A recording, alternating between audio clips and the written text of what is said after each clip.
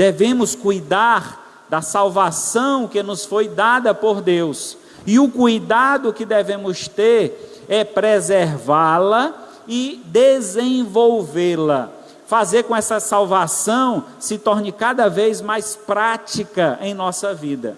Não adianta eu imaginar, colocar na minha mente, que um dia eu fui a uma igreja, ouvi uma mensagem de salvação, e ao findar dessa mensagem eu levantei a minha mão e pronto, resolvi minha vida, estou salvo, salvo para sempre. Não é desta forma. Só porque você levantou a mão e fez uma confissão de fé pública que você está salvo. Na verdade, o salvo demonstra a sua salvação através da prática da fé. Eu sou salvo para demonstrar essa salvação aos homens, para que por meio do meu testemunho, outros alcancem também a salvação em Cristo Jesus. Salvação não é por obras, fique bem claro isso. Salvação pela graça de Deus. E a graça de Deus, ela nos constrange, porque uma vez salvo, devemos então viver como salvos. Viver aqui nesta terra como se já estivéssemos gozando da alegria celeste. Então esse é o grande mistério que se envolve a salvação. Então entender o mistério da salvação nos ajuda a viver em novidade de vida. Vejamos então como devemos viver, ou como deve viver um salvo. Então, em primeiro lugar, o salvo, ele vive a liberdade de uma vida nova. Então, o primeiro passo, o primeiro entendimento que nós devemos ter sobre a salvação é a liberdade da vida nova. Que as coisas que fizemos no passado diante de Deus foram todas apagadas. Foram perdoados todos os nossos pecados. Então não precisa mais você viver se acusando ou viver debaixo de um jugo que outros possam lançar sobre você.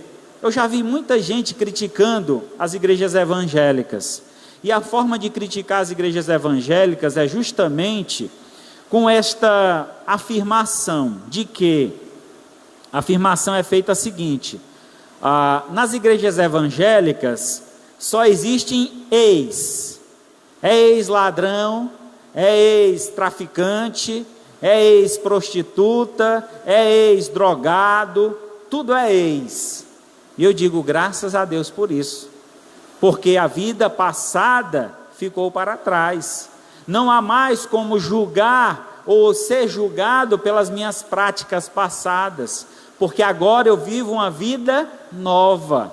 Então essa é a grande beleza da salvação que Deus nos concede.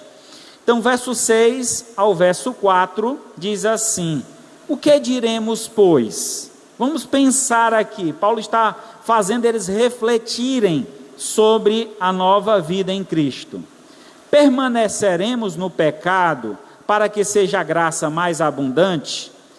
Anteriormente, no versículo 5, Paulo fala sobre o pecado, como ele entrou no mundo. Lá no verso 12 ele diz: portanto, assim como por um homem entrou o pecado no mundo e pelo pecado a morte, assim a morte passou a todos os homens porque todos pecaram. Em seguida ele diz que da mesma sorte, como o pecado entrou no mundo por um só homem, assim também por um só homem veio a salvação. Então, por intermédio de Cristo, obtemos a salvação. Se pela ofensa, verso 17 do capítulo 5, se pela ofensa de um e por meio de um só reinou a morte, muito mais os que recebem a abundância da graça do dom da justiça reinarão em vida por meio de um só, a saber, Jesus Cristo. Então, assim como o pecado entrou por um homem, que foi Adão, assim também por meio de um homem perfeito, o pecado foi aniquilado, perdoado por Deus. Mas o perdão vem sobre a vida daquele que crê.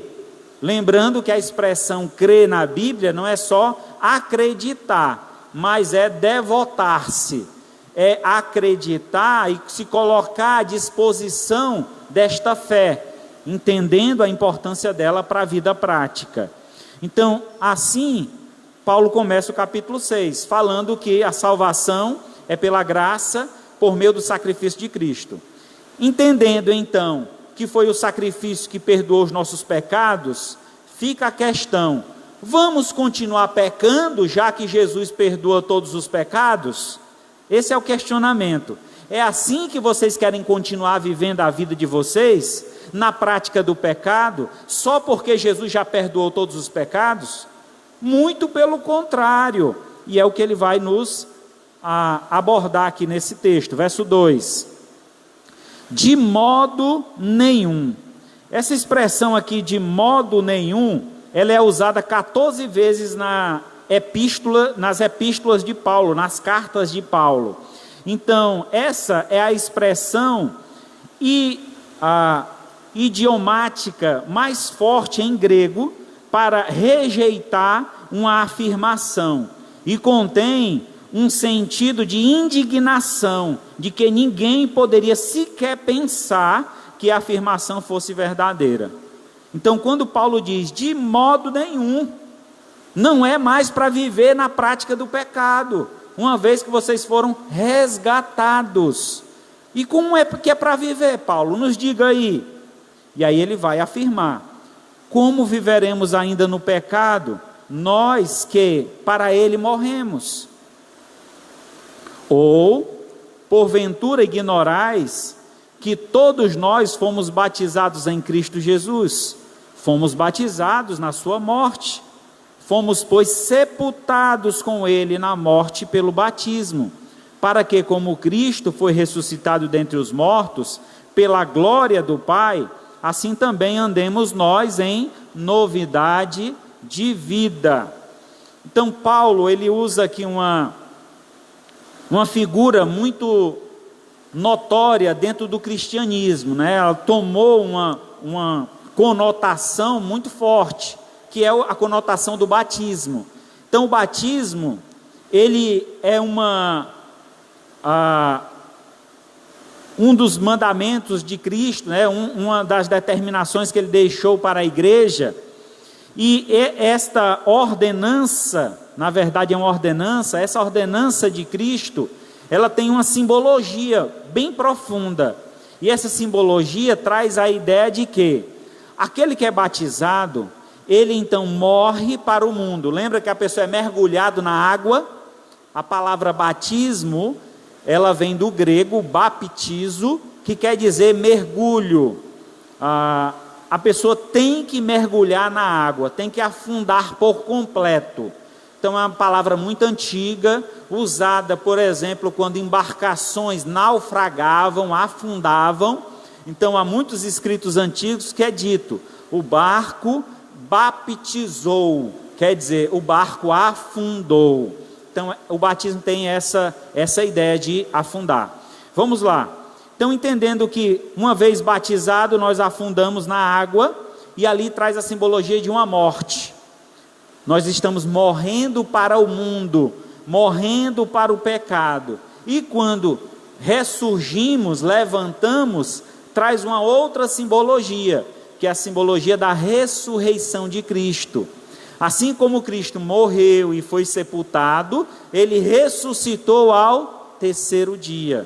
E nós também, quando nos batizamos, trazemos essa harmonia, essa simbologia com o sacrifício de Cristo.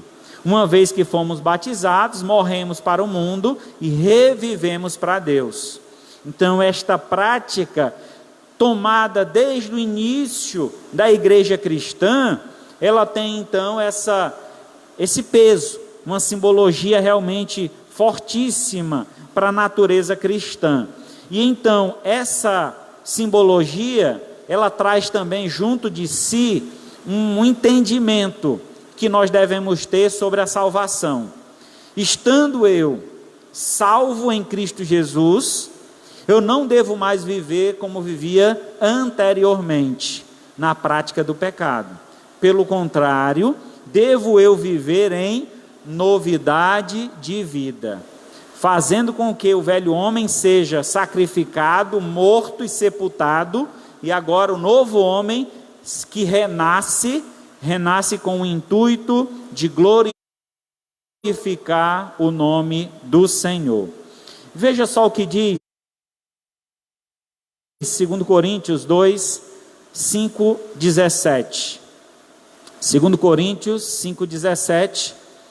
Assim, se alguém está em Cristo, é nova criatura. As coisas antigas já passaram, e eis que se fizeram novas. E o que é que se faz novo em nossa vida? O que se faz novo em nós, quando nos convertemos e recebemos de Deus a salvação? Muita coisa se faz novo. Dentre estas coisas que se faz novo, nós temos uma nova mentalidade, um novo proceder, um novo coração, um novo espírito. Quer dizer, vivemos agora novo por completo. E essa novidade de vida, ela só se estende ao futuro, às promessas de Deus. E estamos salvos, mas seremos completamente salvos quando estivermos no céu, quando Deus nos conceder um novo corpo. Não mais esse corpo de corrupção, mas um corpo transformado, um corpo glorificado, onde o pecado não tem mais influência sobre nós, onde ali poderemos ver Deus face a face, onde teremos nós a natureza que Deus nos criou em perfeição, totalmente restituída. Então essa é a novidade de vida, mas é um processo que nós estamos agora, desde já, provando, vivendo e esperando que ele se complete na glória celestial. E assim também, como é dito em Efésios 4, 24, e vos revestis do novo homem, criado segundo Deus, em justiça, retidão, procedentes da verdade. Então, diante dessa primeira imagem que Paulo apresenta aqui nesta carta, devemos entender que o salvo, ele deve viver em uma novidade de vida, quer dizer, em uma nova vida, deixando as práticas do passado, não mais se entregando às paixões mundanas e carnais, e pelo contrário, buscando cada dia mais parecer-se com Cristo, vivendo esta vida como se já estivesse preparado para o céu, como no sentido de que estamos em um processo. Então assim devemos viver em novidade de vida. Ele diz aqui que nós devemos nos revestir. Então há um revestimento espiritual. Se antes a nossa vida, o nosso proceder, o nosso dia a dia estava pautado, estávamos focados em satisfazer a nós mesmos, aos prazeres carnais, o novo homem, por sua vez, ele tem como prazer e alegria satisfazer o seu Deus, o seu Salvador, o seu Criador.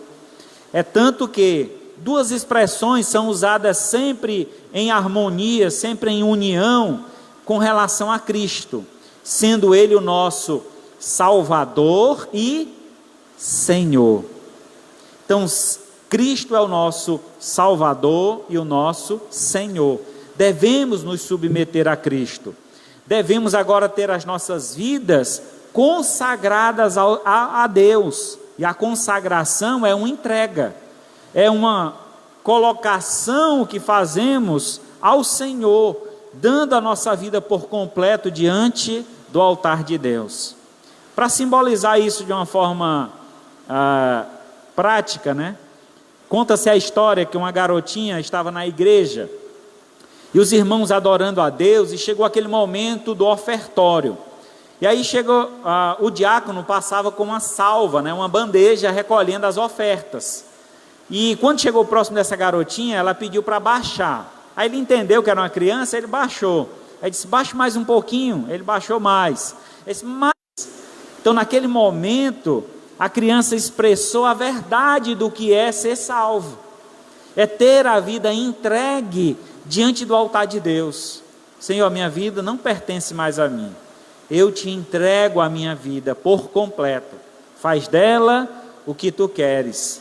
E nós podemos imaginar o que é que Deus quer para a nossa vida? Claro que sim. As coisas que Deus almeja para nós são bênçãos, são maravilhosas. Não dá para comparar. E às vezes nós trocamos a fartura de Deus pelas migalhas do mundo. Trocamos as bênçãos de Deus pelas propostas que o mundo lança contra nós, que aparentemente podem até parecer boas, agradáveis, mas entendemos que a melhor vontade é a vontade de Deus, porque é a única que é perfeita, boa e agradável. Ela sim, vale a pena entregarmos por completo, porque muitas são as vezes que nos decepcionamos neste mundo, nos entregamos a relacionamentos que nos decepcionam, nos entregamos muitas vezes a uma empresa, a trabalhar feito um condenado, para o patrão nem sequer valorizar. Na hora que ele tem a oportunidade, joga você fora e coloca outro no seu lugar. Então nós valorizamos coisas deste mundo que não tem valor algum para a eternidade. Então se tem algo que nós devemos dedicar a nossa vida, valorizar, nos empenhar para dar o nosso melhor, é a nossa vida em Cristo Jesus. Aí vale a pena investir tempo, investir recurso, investir todos os nossos esforços, porque Deus há de recompensar. Nenhum esforço nosso será por Deus desprezado, porque Ele recompensará, se não nesta vida, certamente na vida por vir, porque o que Deus tem preparado para nós é incomparável diante deste mundo. Às vezes nós somos imediatistas, queremos as bênçãos agora. Senhor, eu estou vivendo a vida nova, mas ao invés de o Senhor me abençoar, eu estou perdendo tudo que eu tinha. Talvez porque o que você está perdendo não pertencia a Deus, não é bom para você, não é aquilo que Deus preparou para você. Se nós observarmos, irmãos, biblicamente as histórias, muitos foram os homens de Deus que receberam promessas e se apressaram com as promessas e se decepcionaram, quer dizer, colocaram a carroça na frente dos bois. Lembra de Abraão? Deus fez uma promessa para Abraão, que ele seria pai de uma grande nação, que a esposa dele daria à luz a um filho, mas ela duvidou. A esposa não se achou capaz, porque já havia passado o seu período, que ela poderia então ter filhos. Então oferece a escrava, toma, se deita com a minha escrava, faz a tua descendência com ela. Precipitou-se, tentando fazer um arranjo no plano de Deus. Irmão, não tem como a gente fazer arranjo no plano de Deus, porque o plano de Deus ele é perfeito, só que tem um porém, é no tempo de Deus, não é no nosso tempo. E como somos imediatistas, queremos as coisas logo e de imediato, fazemos coisas que lá na frente quebramos a cara, nos decepcionamos, porque não esperamos no Senhor, não quisemos dar ouvidos ao que Deus tinha para nós. Então, se você hoje reconhece que falhou, que errou, que tomou decisões erradas na vida, ainda dá tempo. Peça perdão a Deus, peça ao Senhor que lhe perdoe e lhe ajude a retomar do ponto onde você parou de confiar em Deus. Senhor, naquele ponto lá onde eu parei de confiar em Ti, onde eu comecei a agir por minha própria razão, me faz voltar, me faz recomeçar, me faz entender que essa nova vida é dependente do Senhor, que eu preciso de Ti, de ouvir a Tua voz, de atender ao Teu chamado, de responder a esse chamado de forma fiel e real.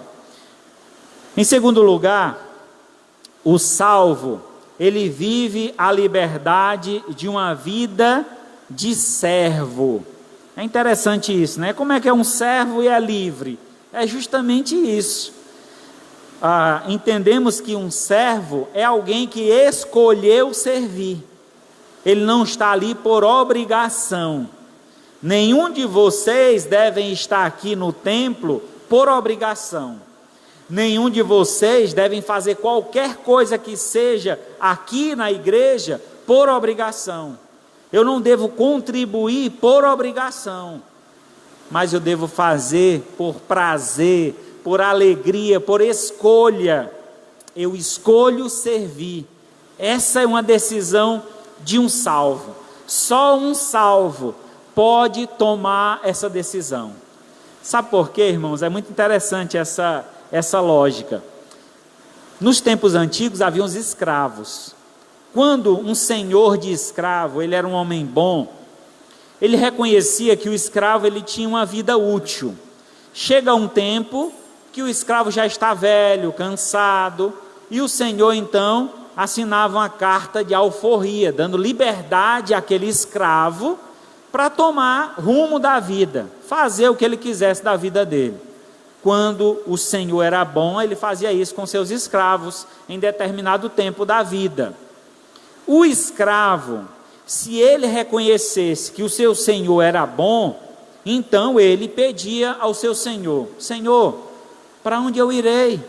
Se tudo que eu tenho é o Senhor que me dá, eu preciso de ti. Eu não tenho para onde ir, eu não sei o que fazer longe de ti, meu Senhor. Então me aceita como um servo. Então a decisão do escravo, que tinha sido livre, que tinha sido salvo, foi decidir, escolher servir. Não é bonito isso? Não é interessante? Então é justamente o que aconteceu conosco.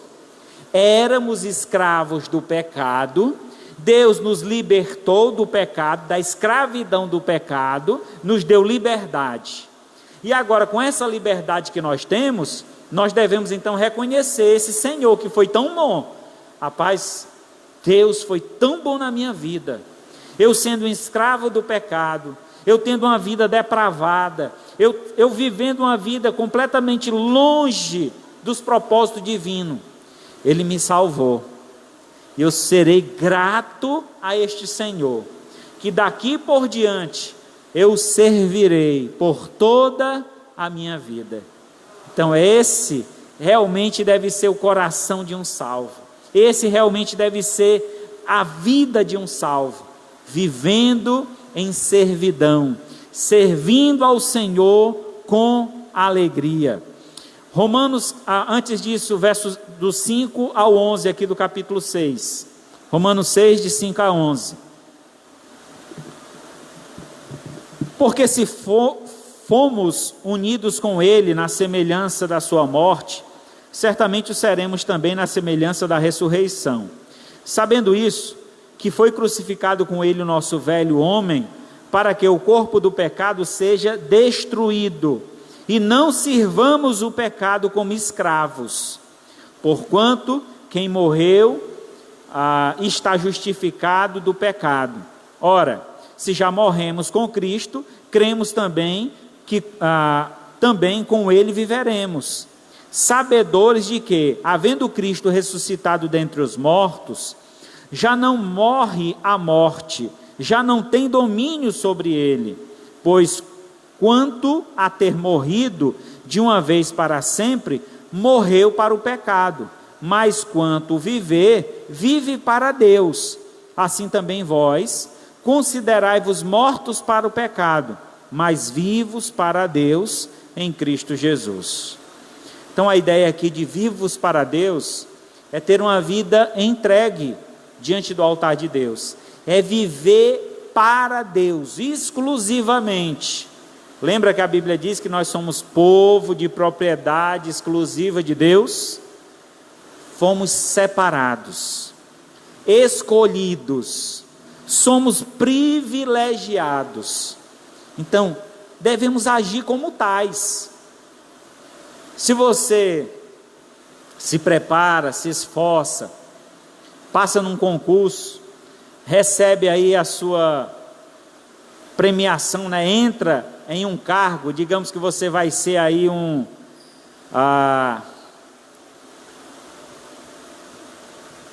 me fugiu aqui, um deputado, vamos dizer aí, alguém aí da política, né? Alguém que você almeja ser, ou em outras funções, eu usei aqui o deputado, mas em outras funções importantes desta terra. Você quer ser reconhecido como tal. Então, não se cumprimenta um deputado só chamando pelo nome, né? Você vai lá, ô deputado fulano. Assim também são os cargos importantes, como o presidente e tantos outros. Então tem ali uma expressão usada, específica para ele. Nós fomos chamados para servir a Deus. Então, o título que nós ganhamos em andar com Deus é servos do Senhor Altíssimo. É importante esse cargo? Acredito que sim. Eu fico muito feliz quando alguém me reconhece como um servo de Deus. E como é que se reconhece um servo de Deus? É pela prática, é pelas palavras, é pelo viver. Então eu preciso viver como servo. Eu lembro, irmãos, isso muito do início da minha fé, quando eu tive que trabalhar um período em montagem de móveis. Lembro muito como se fosse hoje, de chegar nas casas e tratar bem as pessoas, e as pessoas olharem para mim e perguntarem: você é crente, não é? E eu disse: por que a senhora diz isso? E se você tem algo diferente, você fala de uma forma diferente, você age diferente, tem um brilho no teu olhar, é uma coisa diferente em ti. Então o servo de Deus, ele é reconhecido. Por mais que ele esteja fazendo algo simples, algo que não seja nem tanto voltado para a religião em si, mas pela dedicação, pelo esforço, pelo empenho, pelo respeito que ele demonstra para com as demais pessoas, ele é reconhecido como servo de Deus. E sempre que alguém te reconhecer como servo de Deus, diga graças a Deus por isso. Louvado seja o nome do Senhor. Graças a Deus porque eu fui reconhecido como servo. Não faça como Pedro, que foi reconhecido como um dos que andava com Jesus. E o que foi que ele disse? Nunca conheci, não sei nem quem é, eu nunca vi. Negou Jesus por 3 vezes. Que sejamos, irmãos, fiéis ao Senhor, tendo nossas vidas consagradas a Deus, servindo ao Senhor como Ele merece, com toda a honra e glória. Romanos, ainda capítulo 6, agora verso 18 e 19. E uma vez libertos do pecado, fortes feitos servos da justiça, falo como homens, por causa da fraqueza da vossa carne. Assim como ofereceste o vosso membro para a escravidão da impureza e da maldade, para a maldade, assim ofereceis agora os vossos membros para servirem à justiça, para a santificação. Então nós fomos separados, fomos salvos, e uma vez reconhecendo isso, nos oferecemos como servos de Deus. Deus nos recebe como servos, e Ele quer consagrar o nosso serviço. Ele quer abençoar a nossa vida, consagrando o nosso serviço. Que este serviço, ele deve ser feito através da justiça. Sejamos nós honestos, fiéis em toda a prática, em todo o proceder, em tudo o que fazemos nesta vida. E além disso, ele também diz que esta prática do serviço, ela serve também para a nossa santificação. Então a prática do serviço a Deus, ele nos traz a justificação, quer dizer, nós já fomos justificados mediante a fé em Cristo Jesus, mas os atos de justiça que nós vamos praticar agora, é porque somos servos de Deus. Então, reconhecendo que fomos justificados, agimos como justificados, não mais como marginais, não mais como alguém que está à margem da lei, aguardando a súplica para que a lei possa libertá-lo. Uma vez salvo pela graça, não há mais lei que nos condene, porque fomos salvos através do sacrifício de Cristo.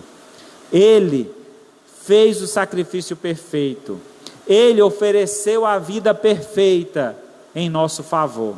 Ele pagou os nossos pecados, Ele pagou o preço pelos nossos pecados. Agora estamos salvos e devemos servi-lo em gratidão. Aqui versículo 19, essa parte sublinhada aí do texto, eu acho ela extremamente enriquecedora para a nossa vida cristã. Ele faz um comparativo de como era a tua vida antes de conhecer a Cristo e como você se dedicava às coisas desse mundo. Lembra quantos dias na semana você separava para jogar futebol? Quantos dias?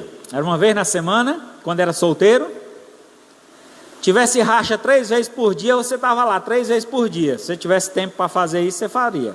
Jogava na escola, chegava em casa, tomava o almoço ali, às vezes nem tomava banho, corria para a rua, jogava ali no meio da rua. Quando dava 5 para 6 horas, tem um rachinha da noite, lá na quadra. Você corria para a quadra e jogava. Pelo menos eu conheci muitas pessoas assim. Estou usando aqui um ponto, né? Mas tantas outras coisas que nos dedicamos quando estávamos no mundo, que nos empenhamos para aprender, que investimos, compramos roupa, fizemos de tudo. Quando você ia para uma festa, você fazia questão de comprar uma roupa nova para ir para essa festa, onde você ia sujar todinha lá de poeira dançando forró. Você não fazia isso? Era só eu que fazia? Acredito que você deve ter feito em algum momento. Pular carnaval, camarada sai lá de Fortaleza para vir para Aracati, pular carnaval, às vezes dorme nas calçadas, arma uma rede de qualquer lugar, um sacrifício medonho para pular 4 dias de carnaval, gastar o dinheiro que não tem, fica devendo o ano todinho, pagando ainda o prejuízo que ele teve. Aí quando se converte é cheio de mimimi. Não, isso aí eu não faço, isso aí eu não posso, eu não tenho tempo, eu não sei, eu não... cheio de desculpa para servir a Deus. Irmão, o que o texto está dizendo aqui é que o esforço que você tinha lá no mundo, a dedicação que você tinha para as coisas que lhe davam prazer, que agora você deve fazer a mesma coisa para o reino de Deus. Investir no reino de Deus, se doar no reino de Deus, se vestir bem para o reino de Deus, se esforçar a dar o seu melhor para que Deus seja glorificado através da sua vida. Esse é o testemunho de um servo. Eu hoje sirvo ao meu Deus e tudo que eu faço é para a glória do seu nome. É assim que devemos então agir. Romanos 6:22. Agora, porém, libertos do pecado, transformados em servos de Deus, tendes o vosso fruto para a santificação e por fim a vida eterna. O fruto que temos hoje é para a santificação, é para mostrarmos que o nosso serviço é para a glória de Deus, não é para nos exaltar, não é para dizer que nós somos melhores do que os outros. Porque eu sou crente, eu sou salvo, os outros estão condenados, eu nem me importo com os outros. Não, eu tenho que frutificar. Eu sirvo a Deus servindo as outras pessoas, amando aquele que necessita da graça de Deus, demonstrando esse amor, fazendo então que ele perceba o amor de Deus e se entregue por completo a esse amor. É assim o meu serviço. Assim deve ser o serviço de um salvo, servindo ao Senhor com toda a dedicação. E por fim, o salvo vive a liberdade de uma vida de santidade. Não tem como ser salvo, irmãos, e viver e continuar vivendo na depravação desse mundo. Nós estamos neste mundo, mas lembremos que deste mundo nós não somos. Deus nos chamou para fazer parte do seu reino. Nós não fazemos mais parte deste mundo. Nós somos de um novo mundo, uma nova terra que Deus tem preparado para nós. Verso 12 a 14 do capítulo 6. Não reine, portanto, o pecado em vosso corpo mortal, de maneira que obedeçais às paixões, nem ofereçais cada um os membros do corpo ao pecado, como instrumentos de iniquidade, mas oferecei-vos a Deus, como ressuscitados dentre os mortos, os vossos membros a Deus como instrumentos de justiça, porque o pecado não terá domínio sobre vós, pois não estáis debaixo da lei, e sim da graça. Meus amados, uma vez que fomos salvos, uma vez que reconhecemos o nosso Senhor e nos colocamos à disposição do seu serviço, a nossa vida agora deve viver em santidade. E a palavra santidade na Escritura, ela nada mais é do que exclusividade, separação. Alguém santo é alguém separado. Então Deus nos chamou à santidade. Ah, você quer ser meu servo? Ok, mas eu quero servos santos, servos exclusivos, servos separados. Então essa é a ideia. Eu tinha um amigo, ele já está com Cristo, ele era pedreiro, e ele, quando ia fazer algum serviço, ele queria dizer que ia caprichar no serviço, e ele dizia assim: irmão, não se preocupe não, que o serviço que eu vou fazer para você é igual a unha de santo. Eu ficava assim encucado, o que é que ele queria dizer com unha de santo? E aí um dia eu perguntei: irmão, me leva a mal não, mas o que é que quer dizer unha de santo? Pastor, você já viu aquelas imagens de escultura que o pessoal faz dos santos da Igreja Católica? Se você vê o detalhe de quem pinta aquelas imagens, em conseguir pintar uma unha naquela imagem, é um negócio muito delicado, é um negócio muito cuidadoso. Então estou dizendo que o meu serviço para o Senhor vai ser dessa forma, cuidadoso, como uma unha de santo. Eu achei muito interessante essa colocação dele. É o serviço que Deus merece, irmãos. Um serviço dedicado, serviço separado, um serviço exclusivo, que você não faz para nenhum outro, como você faz para Deus. O quanto você se dedica. Você já prestou atenção? Quando a gente está numa empresa trabalhando, a gente se esforça para agradar o patrão, não é? Às vezes passa do horário, a gente faz de tudo para chegar no horário certo, para não ter nenhuma falta. A gente tem toda essa preocupação. Por que será? É porque no final do mês, se você falhar com ele, ele vai falhar com você também, é isso? Nosso Deus, irmãos, merece muito mais dedicação, muito mais empenho, muito mais esforço. Se você, mesmo exercendo uma função dentro de uma empresa, você se dedica, você se esforça a desenvolver, a melhorar o serviço, se empenha para produzir mais dentro daquela empresa e ser reconhecido, ser valorizado, ser colocado em um cargo de ascensão, assim também devemos ter essa dedicação com relação à obra de Deus. Eu devo oferecer a Deus o meu melhor serviço.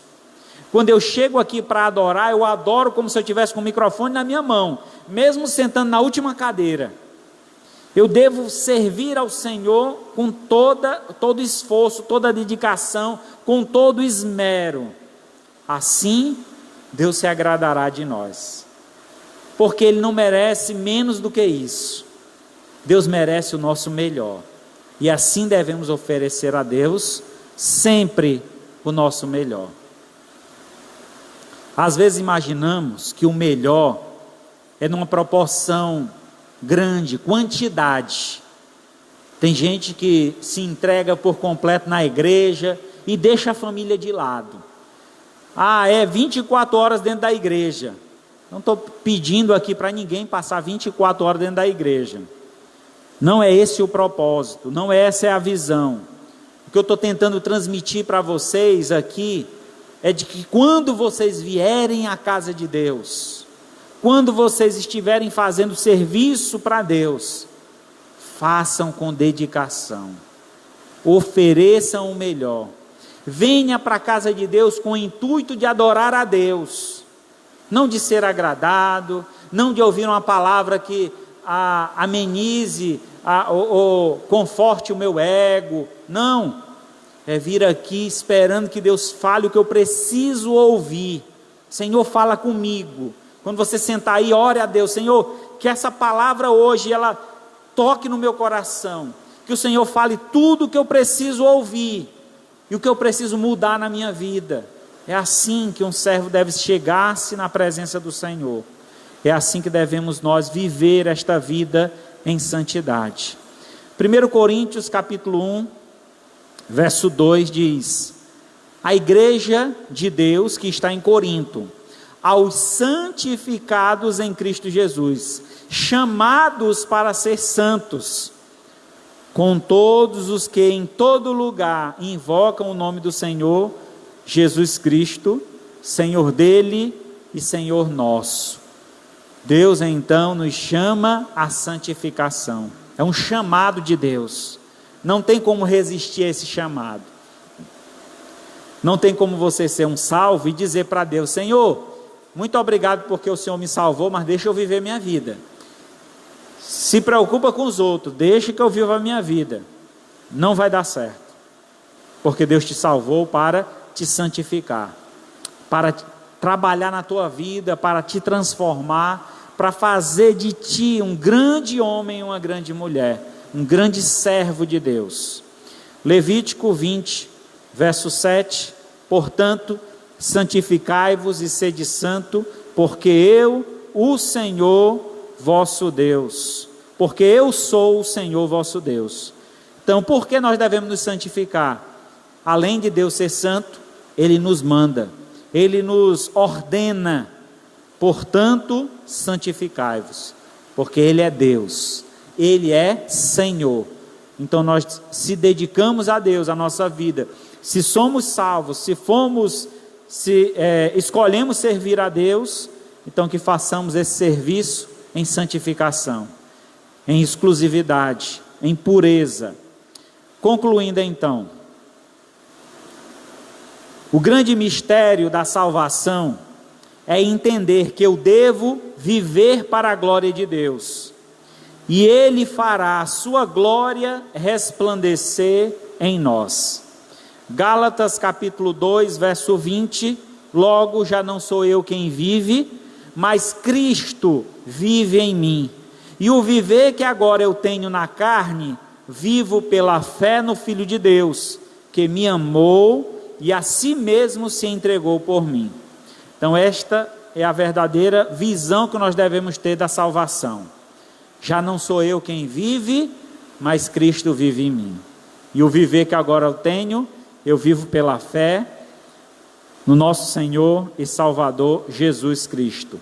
Filipenses 1, 21, portanto para mim o viver é Cristo e o morrer é lucro. Será que você está pronto para morrer por Cristo? Os primeiros cristãos, muitos foram aqueles que se sacrificaram por completo ao Senhor, tiveram mortes terríveis, como por exemplo os apóstolos. Pedro foi crucificado de cabeça para baixo, outro foi cerrado ao meio. E o que nós temos feito para Deus? Como a nossa vida tem sido oferecida ao Senhor? Ele merece que dediquemos os nossos dias que nos resta ao seu serviço, glorificando e honrando o seu santo nome. Oremos ao Senhor. Maravilhoso Deus e Pai, louvado e engrandecido seja o teu santo nome. Aqui estamos, Senhor, mais uma vez, e nesta feita, Senhor, reconhecendo o teu grande amor para conosco, o sacrifício do teu Filho Jesus, em ter derramado o seu sangue, sangue remidor, naquela cruz do Calvário, em nosso favor. Pai querido, neste momento, agradecemos por tamanho sacrifício, e te pedimos, ó Pai, fala ao nosso coração, que esta palavra não seja lançada ao vento, mas que faça morada em nosso coração, que verdadeiramente nos dediquemos, Senhor, a viver uma vida de santos, uma vida de salvo, uma vida dedicada ao Senhor, uma vida ao Teu serviço em santificação.